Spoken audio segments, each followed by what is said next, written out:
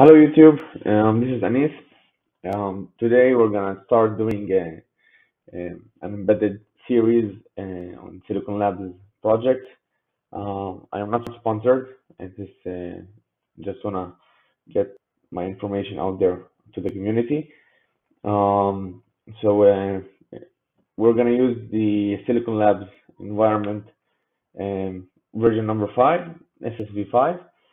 We're gonna build our project and develop on the BGM220 PC22HNA. It's a very nice. It's this chip right here. This is the chip.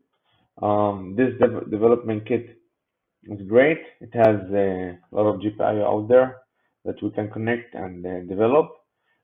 This series is gonna start by accessing the first video we're gonna go through right now is accessing the GPIO. On this development board, we have a button, user button, and we have user LED. So in the meantime, the LED is blinking, but now we're gonna write a piece of code just to connect to the GPIO. Turn it on and turn it off. Okay, this is what we're gonna do. So let's get into it. So as I said, you need to have the Silicon Labs version 5 IDE. For this series, we're gonna use the JSDK 4.1.2, which is the latest that has been released by Silicon Labs. So once you open the development environment, when you plug in our development kit, we're just gonna connect to it and press start. And here I've selected my JSDK that I want to work with.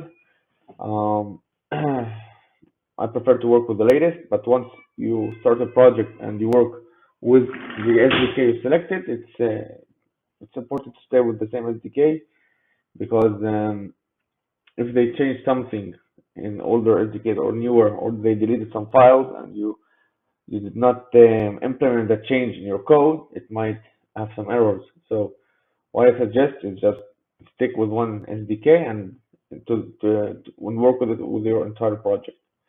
So here we're connected. This is our board. We can see that everything is okay. It's connected. We're gonna go to example project. Now we're gonna open an empty C project, blank project that contains nothing. We're gonna open it and start coding our code. So okay, let's start. So we're gonna start our example, empty C. Here this is our project we want to create. We're gonna call it GPIO and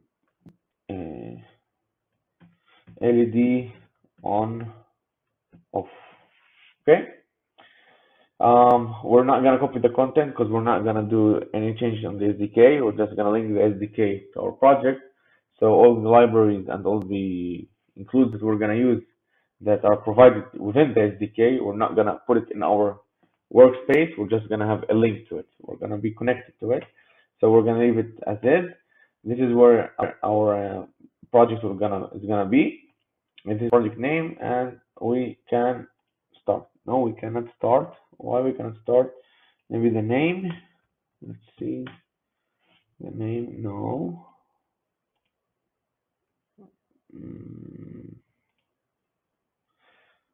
Why we're not able to start? Oh, we need to press finish.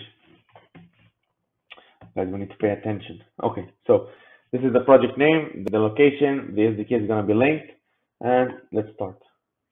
Invalid project description. Okay, I don't know what's going on.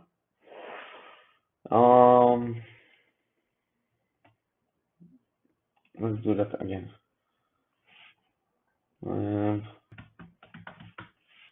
MTC create. Let's call it GPIO LED on off. finish. Yeah, it's from the location that was wrong. The path, it had some empty something. Okay, let's wait till the simplicity opens our project and creates our configures everything else. Taking a little bit of time. Okay, until it's finished. It's not supposed to take that much long of a time, but let's check that out. Maybe. Okay, so until that finishes, the LED we're gonna use now is connected to port A, pin number 4. So remember that we're gonna now try to turn on and off the GPIO on LED on port number and on port A number 4. We're gonna describe it as an output because we want to deliver current and control it as an output. We do not want to read from it. So okay, we're not gonna use the SLCP right now, although this is it's easier to do than what we're gonna do now. But let's go do it by our hands, okay? Bare metal style. Okay, so first of all, we're gonna include the app H, okay? And we're gonna build the project, make sure that there's no errors, everything compiled, everything is good, and we're gonna flash our BGM with an empty project. Okay, everything is fine. Okay, here we can see that the flash size is about 6K. And the entire flash size on this module is 520 kilobytes, which is great. Okay, so we have built the project. Let's flash it and debug the project on our board. We're supposed to see that the LED stops flashing. Hold on the background. Let's go. Let's see what's happening now. This LED is turned off. We hit the start and we have a blank project. Great. So now what we need to do is we are going to use the GPIO. So we need to include the GPIO library. We're going to do that. Let's increase the size of the code. We do that by pressing Control Shift and the plus. If you want to minimize, you do the Control minus, but we want to increase it. So great. So far so good. Now we go to the app H. We will start adding our includes. For now, because it's a very small project, we're not gonna customize and modify the header file and C files. But in the next video, I'm gonna show you how it is the right way to create a header file and add your includes. So include, we're gonna add the em GPIO.h. If we go inside that library, we can see that we have here all kinds of configurations for the GPIOs. Here we have the access to the ports. Now our BGM has 4 ports, A, B, C, and D. A and B has a high priority. I'm not gonna explain it right now, but as the more we move in with the video series, we're gonna understand how to be great engineers and use this BGM. So as I said, we need port A, GPIO number A, and GPIO number 4. So here we can see that the BGM has that port A, GPIO port B, port C, port D. So far so good. We put the number. Here we have the mods, how we want to configure this GPIO. So here we see that we can do GPIO mode disable, input pull up, input pull up with filter, push pull, which is it's an output, and so on. We have a list of configurations we can use to configure our GPIO. In the meantime, all we need is just a push pull mode and output. So we go to the app init. As I said again, because this is a very small video right now, just how to access the GPIO.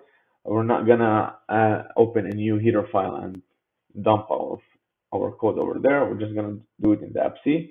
This is not the right way, in my opinion, to do, but we're just doing it right now in the purpose of education. The next video will explain how. So let's start. We need to do the same. We need to set to declare the pin and set its working mode. So we do the GPIO pin mode. We get pin mode set. So this function gets 4 parameters. If we go to that function, it says GPIO port. It's a GPIO port type def. It's the number of the pin. It's the mode and the output. Is it a high? Is it a pull up or pull down? Is it 0 or 1? So let's go and get the port, which is gonna be port GPIO number A, and then we go to GPIO port A, pin number 4. I described in the reference manual. We can find it over there. I will be posting the PDF files regarding that development kit. Mode. So we want to drive an LED, which is going to be a push-pull. We get that GPIO mode push-pull, output push-pull. Looks great. And let's start by turning it on, which is going to be 1. Save, build. Let's check if we don't have some errors. Everything is great. No errors, no warning. The app init is the first. It's a function that it's executed only once. The app process is an action that happens all the time. What really happens, I did not describe it very well in the beginning, but this is the main function. And there's this SL system init. This is the app init. These are some init functions that are used to declare some stuff. Start the clock, enable clock to GPIO, and all stuff like that. And yes, okay. And also, as I said, we need to enable clock to the GPIO, which I forgot to do. We're gonna do it right now. And there's the Y1 inside the main, which is a process that's happening all the time. And we write our code in the process action. So let's enable the clock. In order to use the clock, we need to include okay, ask yourself, why do we need to enable clock to the GPIO? The way that the architecture is built inside the BGM is that the bus GPIO A or B needs to have clock enable in order to work. Without the clock enable, it will not work. So before we add the clock, I want to show you that. Let's test, see if it actually works. So what we have done here, we have taken a pin on port A, number 4. We set it to be push-pull and 1, which is supposed to turn on. The way the LED is connected to the board is that the pin is, one side of the LED is going directly to the pin on the BGM. The other side is going to ground. So if we write 1, it will turn on. 0, it will turn off. So let's test it. See if it turns on. Let's kill the current session. This is okay. And we're not supposed to see the LED turn on.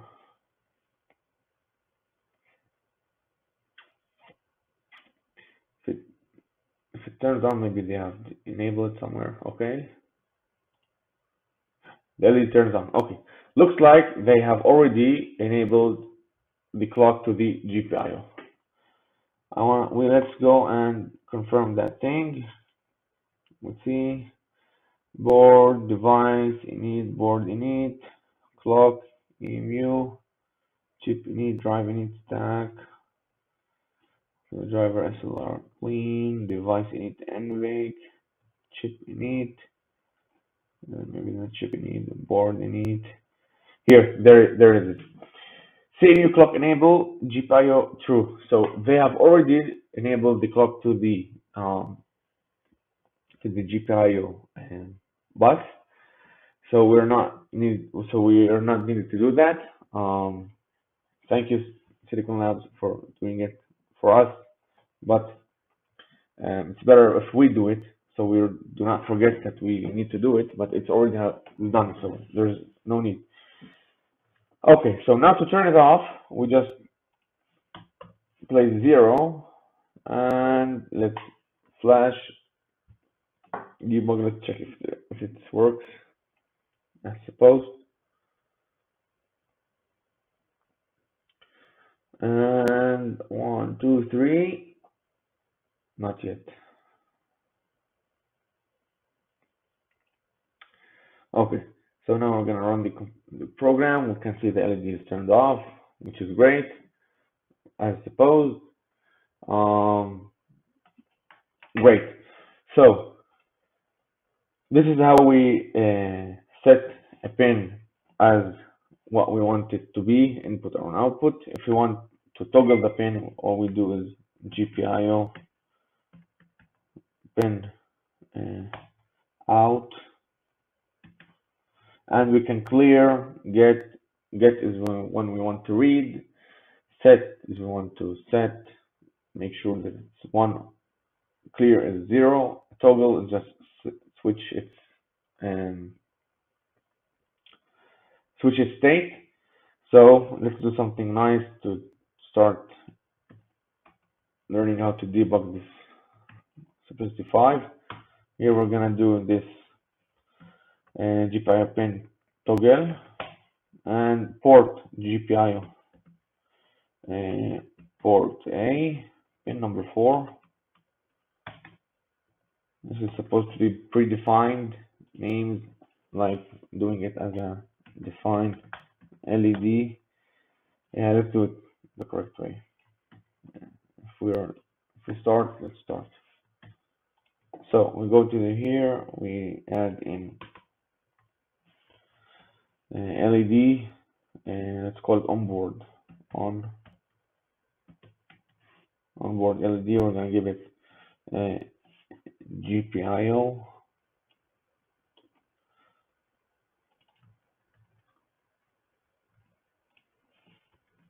port and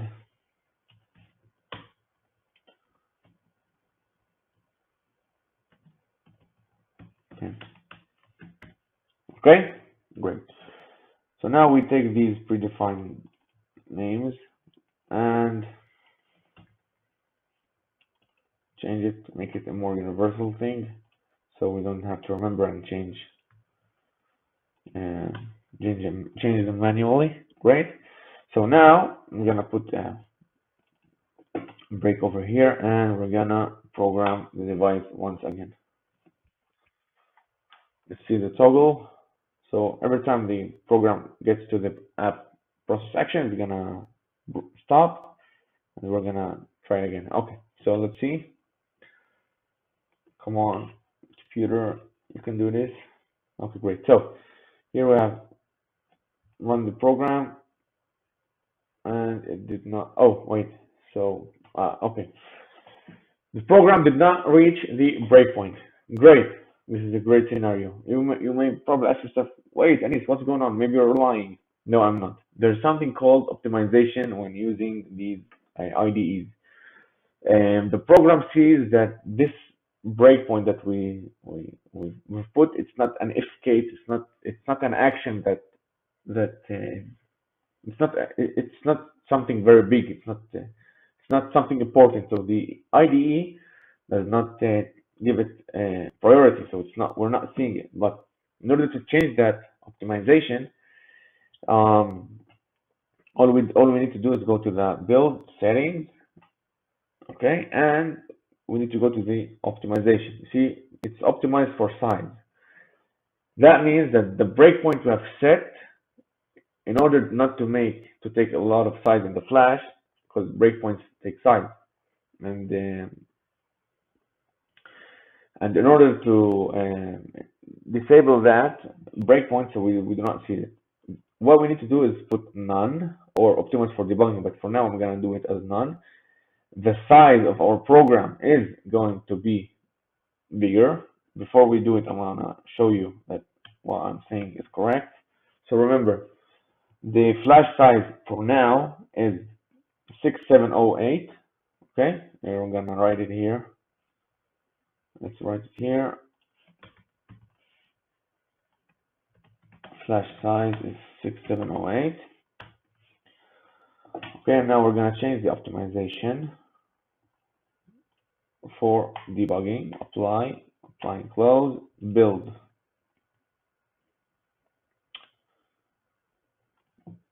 It's running. Looks good. So now the sizes has increased. The flash size optimize for size. Now it is 79928 opti for debug. And let's change the optimization to none. I have a feeling that it's gonna jump to 9K or 10K. Let's see. Let's put here none. Build. Okay. It's running. So the size is now 12K. Oh my gosh. It's way too big. 12,216. 12K. Okay. So now let's see if the debugger stops. Wait, now we're gonna flash the device once again with the larger code, which includes the breakpoint.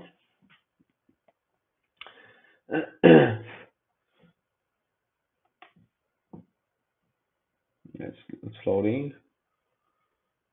This optimization in some cases is good, and some cases are bad. Sometimes the IDE decides that some functions are not needed, and they delete them. But in your code, you sometimes use them. I have never encountered that problem, but during my study and work, some experienced engineers told me about that optimization. That it's preferred not to use it as much. But okay, so let's run. Here you can see that now that the project has stopped at the breakpoint. We're gonna run. The LED is on, off, on, off, on, off. Here we can see that the toggle is working. The breakpoint is being reached where we want, and everything is doing great. And if I ignore the breakpoint and just run, we're gonna see the LED turning on. But in matter of fact, because it's so fast and our human eye, we cannot see that refresh rate. We can go until 20 milliseconds of flashing. If we go lower than 20 milliseconds of flashing, our human eye will just see it as a const. So yes, this is it for now. Let's do a recall on what we have done to now.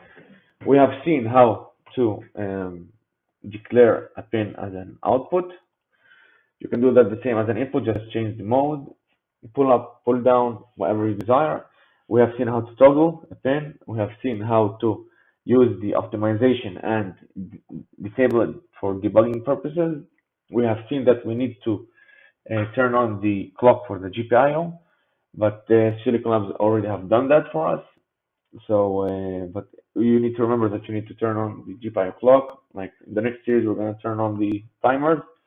We need to enable clock for the certain timer we're going to use. If it's 1, 0, 2, 3, 4, we have 5 timers total in our BGM. Regular timer, yes. So this is what I've done. I hope it was helpful. Please stay tuned for the upcoming videos. We're gonna touch the next series. In the upcoming videos, we're gonna touch more in timers, PWMs, system-tick, bootloader, some Bluetooth applications. Yeah, it's gonna be fun. So thank you very much. Please stay tuned, and I would like to hear some comments from you for to improve. Thanks. I'm not sponsored by Silicon Labs, by the way. Bye bye.